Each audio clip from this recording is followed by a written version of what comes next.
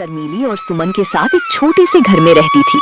बबीता के पति का कुछ समय पहले ही इंतकाल हो गया था, इसलिए बबीता सोचती है कि उसकी बेटियों की शादी जितनी जल्दी हो जाए उतना ही बेहतर है।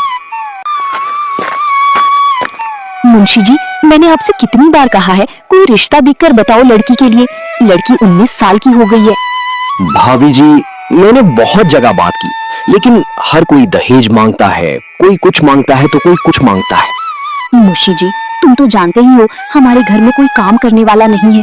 मैं जो दूसरों के घरों में काम करके पैसा कमाती हूँ, उससे तो बस घर का खर्चा ही चल पाता है। ऐसे में हम दहेज कहाँ से देंगे? भाभी जी, एक रिश्ता है, लेकिन आदमी की उम्र लगभग 50 साल है। उसकी पहली पत्नी मर चुकी है, पहली पत्नी से 2 बच्चे भी हैं, लेकिन आदमी मालदार है। तुम्हारी बेटी को कोई परेशानी नहीं होगी। लेकिन मुंशी जी, उम्र बहुत ज्यादा है, लोग देखेंगे तो क्या कहेंगे? लोगों का काम तो कहना ही है। अगर अच्छे घर में करोगी तो दहेज देना ही पड़ेगा। आजकल कोई भी आदमी बगैर दहेज की शादी नहीं करता है, और तुम्हारे पास तो खुद के खर्चे के लिए भी पैसे नहीं है। ऐसे में दहेज कहां से दोगी? तुम सही कह रहे हो मुंशी जी, हमारे पास तो फूटी कौड़ी भी नहीं है। तुम बात करके लड़की की शादी करवा दो। कुछ ही दिनों में शर्मीली का विवाह हो गया। जिस आदमी से विवाह हुआ था उसका नाम था अशोक। अशोक एक सरकारी कर्मचारी था। अशोक के 2 लड़के थे, आकाश और सुमित, और एक विधवा बहन भी थी जो घर की मालकिन थी। उनका नाम रूपाली था। आकाश अपनी माँ के लिए बाजार से कुछ ठंडी चीजें ले आ। गर्मी बहुत हो रही है। उतने में ही अशोक आ जाता है। उसके हाथ में कुछ सामान था। अशोक शर्मीली को खुश रखने के लिए कोई ना कोई तोहफे रोज लाया करता, लेकिन शर्मीली को ना जाने क्यों अशोक के पास बैठना और हंसने बोलने में भी संकोच होता था। इसका कारण ये था कि अब तक ऐसा ही एक आदमी उसका पिता था, जिसके सामने सिर झुकाकर देह चुराकर निकलती थी। अब उनकी अवस्था का एक आदमी उसका पति था। वो उसे प्रेम की वस्तु नहीं, सम्मान की वस्तु समझती थी। उनसे भागती फिरती थी, अशोक के सामने आते हुए शर्माती थी। अरे भाग्यवान, तुम मुझे देखकर ऐसे भागती हो जैसे मैं कोई खौफनाक जानवर हूँ। अरे मैं तुम्हारा पति हूँ। अगर तुम ऐसे ही शर्माती रही तो घर कैसे चलेगा? तुम अब इस घर की मालकिन हो, जो मन में आए वो करो। अशोक अपनी बहन रूपाली को बुलाता है और उससे घर की चाबी लेकर शर्मीली को घर की खजांची बना देता है।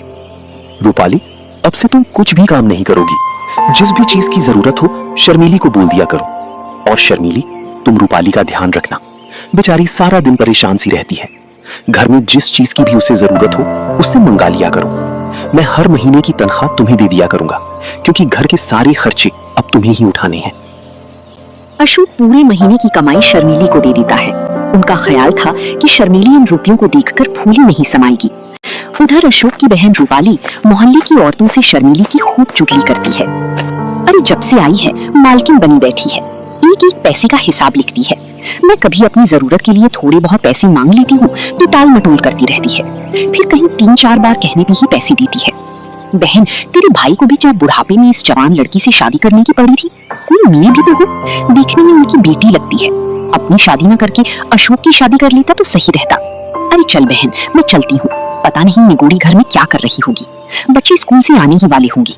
चल के देखती हूँ खाना बनाया है कि नहीं, कहीं बच्चे भूखे तो नहीं बैठे रहे।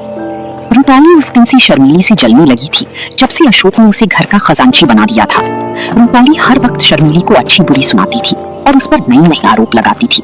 एक दिन शर्मीली छत पर किसी काम के लिए जाती है तो रूपाली कहती है, अरे ना लाज है ना शर्म, निगोड़ी ने हया भून खाई है।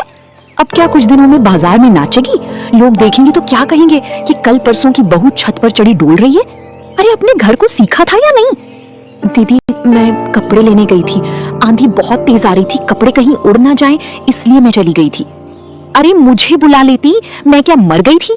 लेकिन तू मुझे क्यों बुलाएगी? तुझे तो दूसरों से नैन लड़ाने हैं। घर का सारा काम यूं ही पड़ा है। बच्चे स्कूल से आने ही वाले होंगे, उनके लिए खाना पकाया है कि नहीं?